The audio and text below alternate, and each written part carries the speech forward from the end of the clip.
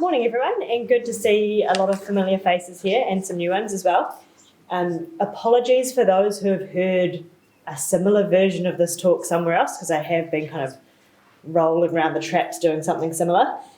But I know a lot of people are also really interested in the biodiversity space, so I've kind of got a few slides on that as well, and that keeps changing, so that will be new slides for you all. I was funded, or we were funded through our Land and Water's kind of think piece of work, and we were given a topic of how do we finance land use change. We worked on this, myself and Rob Brazendale at PerrinAg, and a couple of people from GHA, Pariho and Kiri Waitangi. So the premise for this is really around environmentally friendly but non-economic land use. Essentially the land use that the market won't sort out itself. That can range from land management changes all the way through to wholesale farm land use change. So there's quite a bit within that. Land management, capital intensive land changes, building barns, standoff pads, whatever that might look like, partial land use change and whole farm systems. Don't expect you to read this, but what we did do is we produced a giant report that's hundreds of pages that has all of our thinking at the time that no one will probably ever read. So we did this too. And I do see there are quite a few of them over there. You can take them away, please, so Mark doesn't have to take them home. But basically the idea was, could we summarise the research into essentially 2 pages? And they're also online. The whole point was, we know reports sit in bottom drawers, no one reads them, but we still wanted to start to stimulate some of the conversations. And as you heard this morning from Jenny, our Land and Water was really focused on kind of getting out the ideas, particularly from a think piece where we didn't necessarily get to an answer, but we kind of hope we'll have some interesting conversations. So basically I'll kind of work you through what we funded, or what we were funded to do, how we did it, and our outcomes. Like I say, pick up one of these if you're interested, or if you're really brave, read the full report. So the problem that we were given is, in terms of our Land and Water's vision, we want a future where the catchment contains a mosaic of land uses that are more resilient, healthy and prosperous than today. There'll be various versions of that we will all have for ourselves or various organisations, but some variation on that kind of theme. So why do we need financing to get us there? The government's running out of money, we all know that. Alternative land uses can have lower financial returns or a high financial cost to change. And there's a particular challenge for whenua Māori as well. Traditional debt funding isn't always accessible, and that was quite a big part of this work and where GHA really came in. Although I will say, if you're interested in this particular part, and I won't go into it in too much detail because I'm not the expert, but there has been a recent report put out through, I think, the Reserve Bank, which I've yet to read, came out this week, looking at access to capital for whenua Māori. So if you're interested in that space, I encourage you to have a read of that report, which, again, I haven't read it yet, but it's sitting in my inbox to read. And then on top of this, it's kind of all around society's expectations and the cost of change. We know there's this continuum between polluter should pay and society should pay, and we all might sit somewhere on that scale in terms of our own beliefs. But the reality is society has also allowed us to get to this point, and so now we have to work out how we move from here as a group.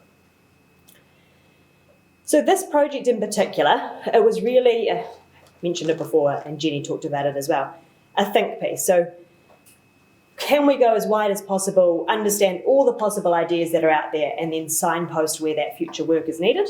Which is great, because I didn't have to give a particular answer. I didn't have to say that the answer was 10 or 24 or whatever you want it to be. We just got to talk to people and start to kind of bring ideas together in a way that hopefully stimulates further debate. So we worked with around 50 stakeholders. We brought a lot of them together to talk in person. We did a lot of survey work. We had a lot of really interesting, fascinating conversations with people all across the spectrum, both from politics all the way through to kind of grassroots farmers. That made my job difficult because everyone had a very different perspective. But that was really the value in this research as well. So then we refined all of the ideas through that engagement process, through research, and also kind of setting up our own evaluation criteria, which we've also kind of published so that others as the financing world continues to evolve, we kind of get to evaluate new ideas that come through as well. We had to prioritise something. We had to kind of sift through the ideas and have some level of where to from here. And so we largely did that around opportunity and need for further research. So that's not to say, and I'll show you this in the next slide, we grouped ideas into kind of 4 groups. Not to say the ones in the bottom group are bad ideas, but they maybe don't need help. Maybe they're functioning well as it is, and maybe we need to focus our ideas and research and communication and comms up at the other one. So we'll go through that in a sec. But we all went into this research very idealistic. We wanted to find the way to help farmers and landowners essentially make this transition in a way that meant that they could have sustainable businesses for future generations, while also contributing to the environmental and social goals we all want. I'd love to say we found that. We sadly did not. So it was a little bit disheartening, but I think regardless of that, there's still real value in having some of these conversations moving forward. So we ended up assessing 16, 17 odd ideas, as well as some kind of smaller ones around the surface. We grouped them into 4. Like I say, the ones down the bottom doesn't mean they're bad ideas. It just means that they weren't prioritised for further research at this stage. So I'll kind of briefly run you through what we meant by each of these. Won't go into detail in all of them, but again, they're all handily defined in this little one-pager, alongside what kind of land use they support and also against a couple of key criteria. And they're all explained in detail in the full report. So we'll focus a little bit on the top kind of 2, so new products. When we talk about that, the big one that everyone mentions is biodiversity credits at the moment. That could easily have been carbon credits if we were having this conversation 10, 15 years ago. Could have at some point been nitrogen credits. You know, it's come and gone in various forms. Blue carbon is also now being talked about, ecosystem service credits, but we mean all of those kind of things under the different names that people use. And essentially that is a farmer or producer receiving money from someone for something they're either doing or could do on their farm. Typically that is an activity that would be purely designed for an environmental type of outcome, so some kind of biodiversity restoration. We're seeing it start to come through around species protection, that type of stuff. I won't say a lot more on that. We'll come to biodiversity credits in a bit more detail later, but I've got a lot of thoughts and questions and not a lot of answers for that one. We talked a lot to the philanthropic sector and impact investment, and there's slight difference between these two is, you know, impact investment typically wants a return, but are happy to settle for a lower return, whereas philanthropic funds typically don't need any return, any financial return. There actually seems to be quite a lot of money in that ecosystem. The big challenge with that is that it's not getting to Joe Blogs farming down the road 10 k's from you. So how does that money actually get into those people that might actually need it or might be able to do something with it? And we prioritise that for further action because I think there's a huge opportunity there. We just need to think about how we do it. Kind of the next ones down that were really things that we thought had a huge amount of option and potential, but had either bigger challenge than those top 2 or some other kind of limitation on them, was this lease development partnership model. We're seeing more of those come in, particularly in the hort space. And they seem like a really great idea to get some of the capital in over a limited lifespan, retain land ownership and control over the long term, while also making money and environmental outcomes. The big challenge with this is pairing up the right parties, making the idea a common option to consider, and also how you actually incentivise environmental outcome within that development process, because at the heart of it, it's still a private decision. Dividend reinvestment, particularly in whenua Māori, but also in non-whenua Māori land, as well as investment collaborations, were ideas that we talked about a lot. Probably not the right person. Pariho was a lot more into these ones, but a huge opportunity there. Again, a big challenge around the way regulation is set up around dividend reinvestment on whenua Māori, capital access and that type of stuff. So a lot of big hurdles to jump through there, and we've really pushed those angles down to the groups that are more able to make change happen in that, and typically that's in the government realm, which is, as we know, a slow-moving feast. Some of the other ones in through there, in the kind of the bottom two groups, I won't go through all of these, but we talked about things like sustainability-linked loans and debt financing and all of that kind of stuff. And sustainability-linked loans and green loans are a huge topic of the conversation at the moment. I'm really supportive of them. The challenge is when you look at the actual quantum that's being lended through those relative to our actual ag debt, it's not a lot. It's not going to shift the dial. There are projects going on as to how they could improve that, and so Aotearoa Circle's doing a lot of work in that space. Crowdfunding was a really interesting one, and peer-to-peer lending. I really wanted those two to come through higher, and I know Ag Research has done a fair bit of work previously on how we could set up a peer-to-peer lending system within the ag space. Maybe with data accessibility and technology that becomes an opportunity, but at the heart of it, it hasn't really taken off in a non-ag market, so why would it take off in an even smaller market? And so there were some really big barriers there. We talked a lot about things like government and regional council funding, and that's great if they keep giving out, sorry, apologies if I offend a lot of people because I probably will in this talk, but regional councils give out a lot of grant funding. That's great, and we need that to continue, particularly for high risk land use change, people that are really leading the way and pushing the boundaries. But they've got limited money too, and we all know that. That's not new. The challenge is how do we make that money cycle around more people? And one of the big barriers to these kind of funding options was actually the new Anti-Money Laundering and Countering Financing of Terrorism Act, right? Mouthful. But basically it says that you can only lend money if you jump through so many hoops now. And essentially that's cut off options like we used to have regional councils, that Bay of Plenty used to do it really well, where they funded initiatives like cleaning up your heating systems within your houses, and then essentially you repaid that through your targeted rate tagged to your property so that they got the money back for sure, but it helped people shift and change the dial. That money then could recycle around and help other people, and it was at a more beneficial rate than traditional debt funding. Talking to regional councils now, they just can't do it with the new money laundering rules. So if they can't do it, we've cut off that entire opportunity. Likewise, we explored the opportunity for things like catchment groups to get seed funding and then recycle that through more favourable loan terms than traditional debt financing. But they can't do that either because it's actually really difficult to lend money. And so that's why we see so much given out at grants, which then doesn't go very far. And when we have less money to spend, it all kind of compounds. So I can jump back to any of those in more detail if people want, but we'll move on. So evaluation criteria, we pulled out however many are up there. Probably the key thing that I wanted to say around here was, and I know there's a spelling mistake up there, but we'll see how many people can find that. The key thing here is that within each of those evaluation criteria, there's multiple criteria, which makes it really difficult. So for example, control, which ranks quite highly, that can look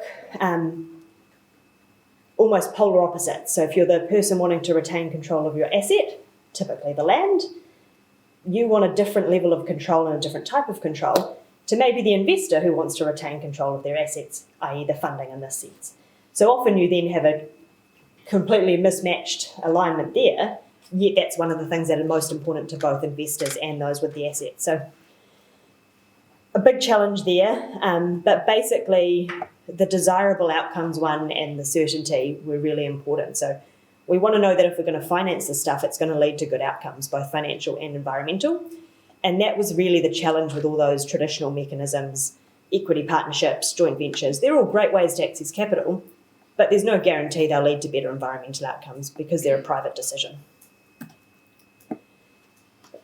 So we talked a lot about what were the kind of key underpinning criteria or barriers that came through all of the research.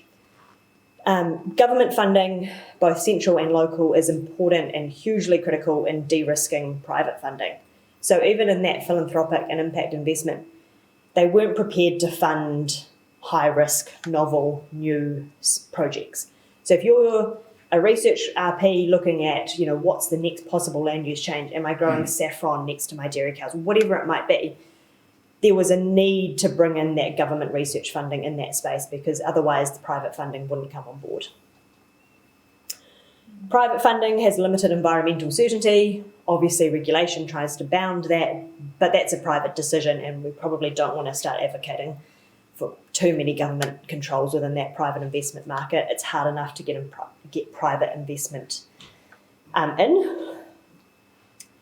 Third one, not probably a surprise to anyone, but farmers want to retain control of their assets. That was a big barrier to things like we've seen more in the finance tech startup world, where people are quite happy to share equity in exchange for finance capital. Not really a thing in the ag space. Farmers want to retain that control, which presents a big barrier to some of the more kind of equity funding opportunities out there.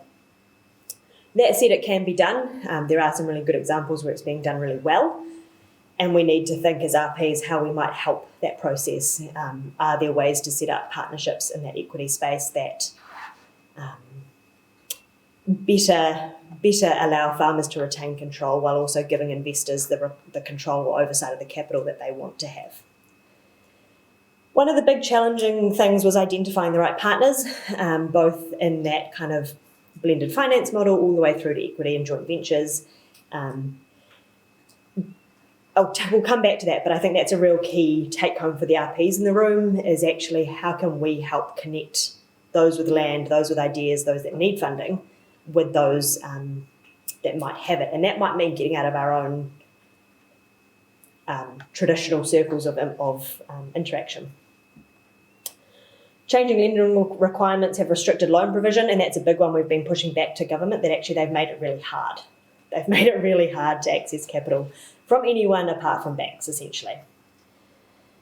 We need to have these discussions across sector. One thing we found was that the rhetoric coming out of like landowners versus policy versus the finance sector were very different, which presents a big challenge if each group's having their own conversation and making different assumptions about the other groups, and we're not talking across those groups. So that's another key one kind of for that RP space. And policy change is going to be required for some, and particularly in that biodiversity credit space and whenua Māori space. Okay, I feel like I'm talking a lot. Biodiversity credits. So everyone, this is the one everyone wants me to talk about a lot, so we've put in a few slides on this. My caveat in this is that it changes weekly. So what I say today is probably going to be out of date by next week. I'll probably change my mind by next week as well on some of this stuff because the research and the speed with that things are moving is really hard to keep up with. So what does that mean? I don't have answers. I don't know what even I think the biodiversity credit market should really look like. But I think for all of us in the room, when we're starting to have these conversations, and let's face it, people are more and more interested in this space, we need to consider what questions and what things are being thought about. We might not have the answers of what the final product looks like, but let's start to, incorporate some of these things into our decision-making with landowners and investors. So for farmers, what are we actually selling? Are we selling the land? Is it a one-off? Is it ongoing? My preference would personally be that whatever farmers are selling, it's not the land, because I think that sets a really dangerous precedent. And it's not a one-off. We don't just want funding to come in to create the wetland, because it's actually the foregone production in that area that farmers are then giving up. So how do we manage that? For me, sorry, everyone, I'm also an economist, so apologies. We'll get both of us out of the way. For me, one of the big things to think about here is if we don't, so we export most of our primary products offshore, right? So we're getting foreign money coming into the country. If we sell something as a one-off, or we sell it in domestically, we're not actually replacing that money coming in from offshore, which actually has a bigger ramification for our whole country as a whole, with money coming in and cycling through the system. So we need to start thinking through that kind of stuff. But on the flip side, there's a real danger of if we sell the wrong thing offshore, who ends up in control? And what does that mean? So none of these decisions are easy, none of them are straightforward, and none of them have a right or wrong answer, but they're just things that we need to start incorporating into our thinking about biodiversity credits and whether or not they will save us. What are people buying? Currently there are a huge, I'll show you this in a second, huge plethora of what people are selling and buying, but we need to be really clear on that.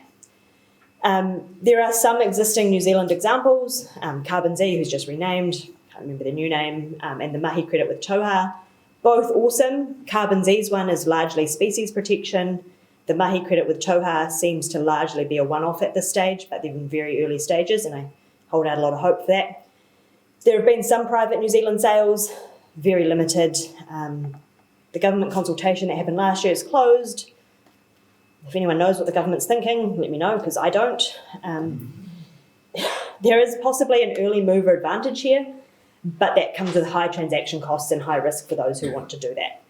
So for now, farmers, start thinking through this, recording things, understanding how we could better measure things, eDNA, all that kind of stuff is, a huge opportunity.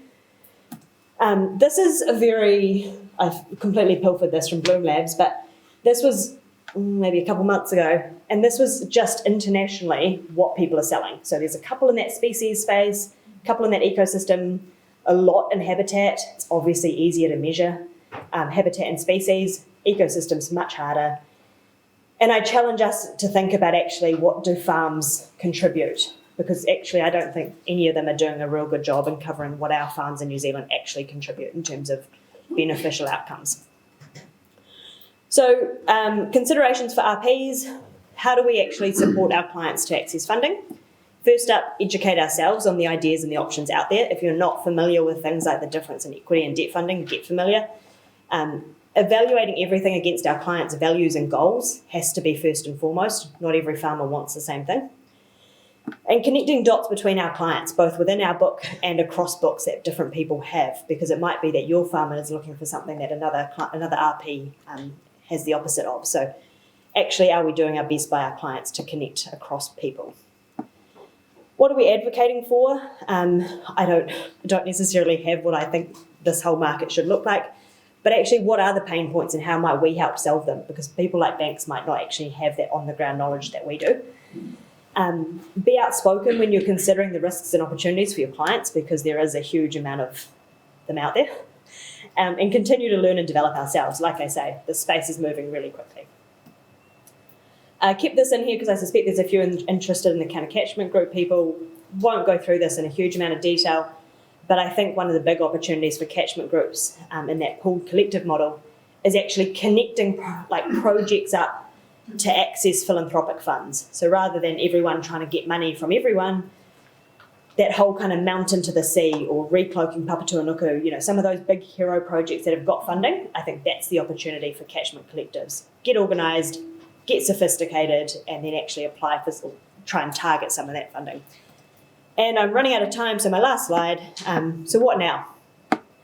If we want that desired future that we're all kind of aiming for, how do we actually finance that transition and support our farmers in that transition? I haven't come up with a magic money tree. Farmers would have done that way before me, and sadly I don't think it exists. There is no one solution that's going to fit every farm, and that's really important as RPs to understand. What you do on one farm won't necessarily be the right solution for the next, so get to know your client's goals and actually work from there. Things like biodiversity credits, they're shiny, they're new, they're exciting, but they're really complex and we're not guaranteed that they'll be successful yet. This was from the old talk, but 3 opportunities for catchment groups, hero projects, endowment funds, and then that collective power to support private biodiversity credits or something else. And for RPs, really my key message is educate yourself and get to know what it is your client wants, because the solution will look different for each of them.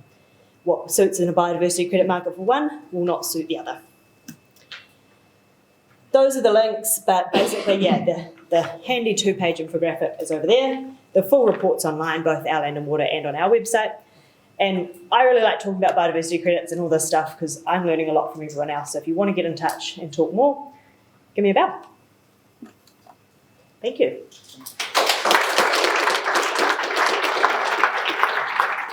think we've got any questions for Carla. Hey, yeah. Hi, Carla. Hey, Graham. Carla and I were in a different world a few years ago.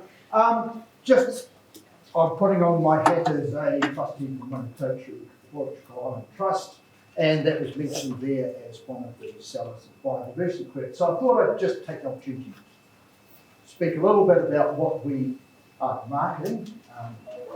We, about a year ago, sold to a New Zealand private company our first issue of biodiversity credits. And I'd probably explain it a little bit like a vintage of wine.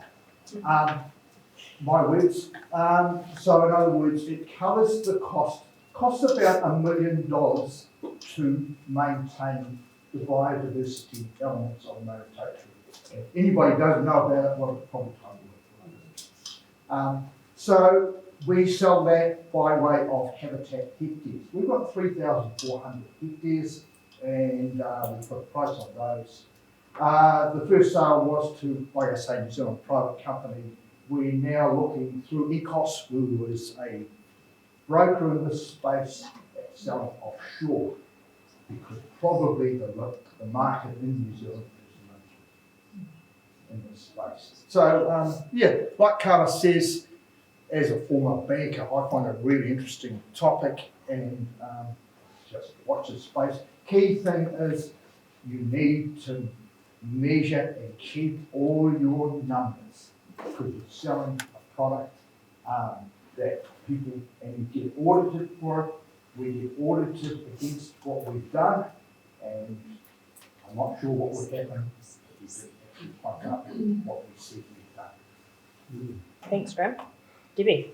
So just following on from that, so are you paid for an increase in biodiversity, or is there any payment for maintaining current biodiversity? Because a lot of our sheep and beef farms are our largest repository of biodiversity. Mm-hmm. And I certainly know some of the schemes that I'm involved in peripherally. We're looking at setting a date and then selling change. So it sort of really shortchanges those that have done stuff or maintained stuff up until a particular year.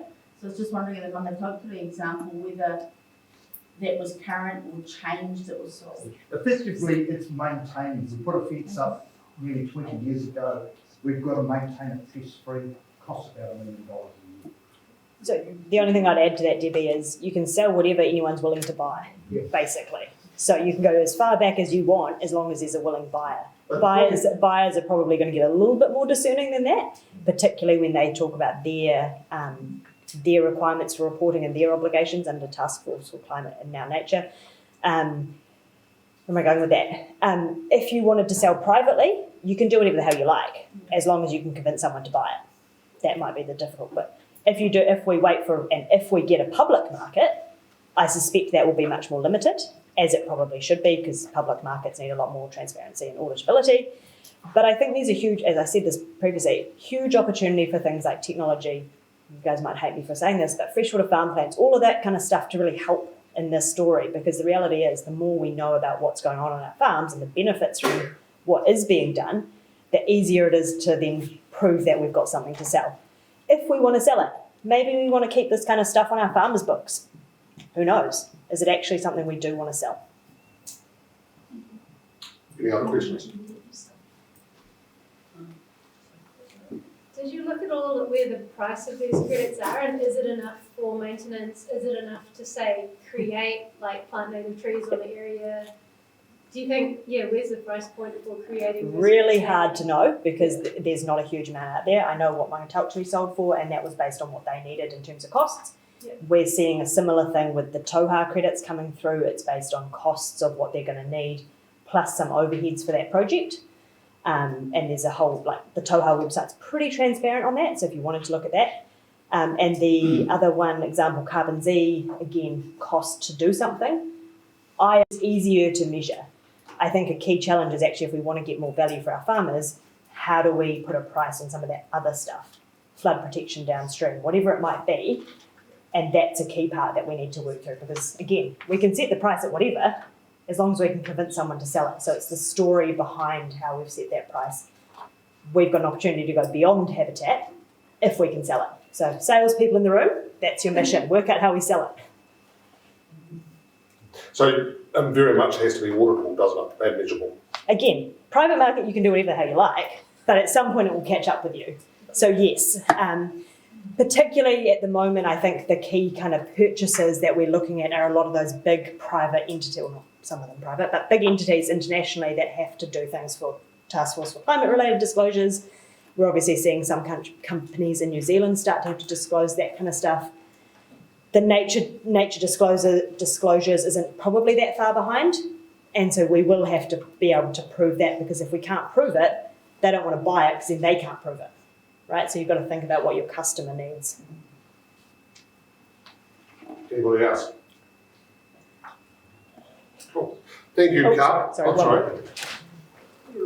But in your deliberations, did you have any, what were your considerations in terms of the continuity of public funding as a ratepayer and taxpayer funding?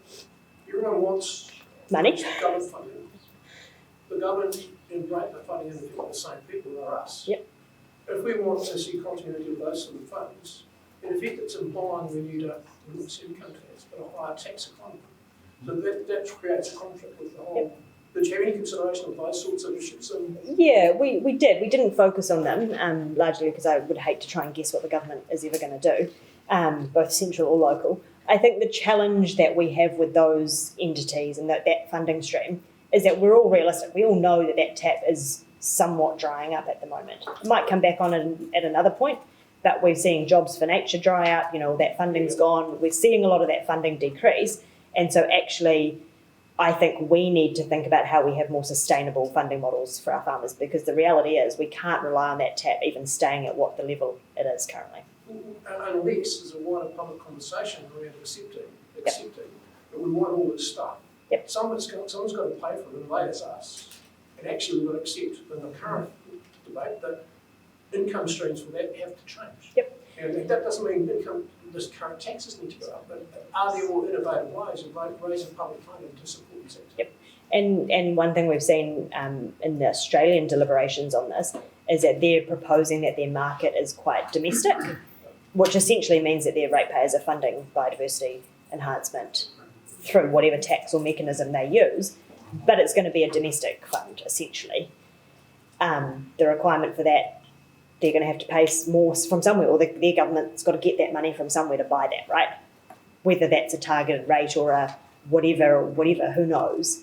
I think that's where the opportunity for things like peer-to-peer or crowdfunding is quite significant, because actually it becomes a much more, you can give what you choose to give, but again, you might get nothing. So then that doesn't help us either. So look, I don't have an answer for you. I think the reality is it depends where you sit on that whole polluter pays scheme and what other funding contributions you've got. I think the one thing we need to consider though is if we're replacing, and I keep harping on about this, but if we're replacing export products and we're getting less money coming into the country, that doesn't help any of this get funded. So we need to think through that, how we continue to retain our export income without selling our actual land, biodiversity, ecosystems offshore. I don't know how to balance that, but there's another question for you.